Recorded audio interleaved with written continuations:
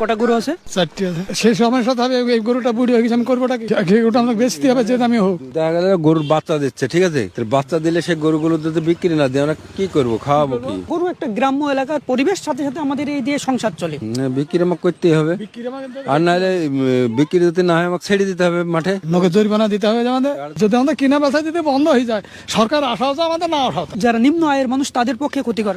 আমাদের ক্ষতি হবে, কিনা বেচা না হলে আমাদের ক্ষতি হবে। তো কি করবো এই গরুটা আমরা কি করবো? আমাদের কিনা বেচা করতে হবে, আমাদের ক্ষতি তো হয়। আর নাহলে সরকারকে নিয়ে নিতে হবে গরুকে, সরকারকে নিয়ে নিতে হবে। গরু তুলে নেবে, সরকার পুষবে। মানুষ না, সরকার আমাদের চাকরি দিল, আমাদের চাকরি দিক, তাহলে আমরা গরু পুষবো না। ঠিকই আমাদের সম্পর্ক, আমাদের সংসার চলছে। গরু যদি আমাদের বিক্রি না হয়, তো আমাদের চাকরি দিক।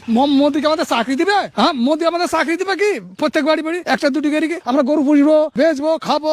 গরু থেকে আমাদের সঞ্চয় হবে, গরু থেকে আমাদের কিনা বেচা হবে। মোদি আমাদের চাকরি দিবে না, চাকরি দিক, আমরা গরু বেচা বন্ধ করি। রাজ্য সরকার যে নতুন আইন বের করেছে গোহত্যা, কোনো সমস্যা হবে? না, বিক্রি হবে না, কোনো অসুবিধা নাই। আমি সমস্যা দিলাম, কোনো ভয় নাই। বিক্রি না হলে কোনো অসুবিধা নাই আমাদের। সরকার নিয়ে গরু তুললে যাই নিয়ে যাক্কা। আমরা আইনে তো কঠিন তো পড়বো। আমরা সঞ্চয় যদি আমাদের বিক্রি যদি না হয়, না চলে, তাহলে মোদি আমাদের চাকরি দিক, তাহলে আমাদের চাকরি দিক, তাহলে আমরা গরু পুষবো না। গরু মোদি সরকার থেকে নিনিক, এটা আমরা চাকরি দিবি কারণ না, আমরা কলম ঘোরালে আমরা পয়সা পাই যাবো। আমরা গরুর থেকে আমরা পয়সা পাবো।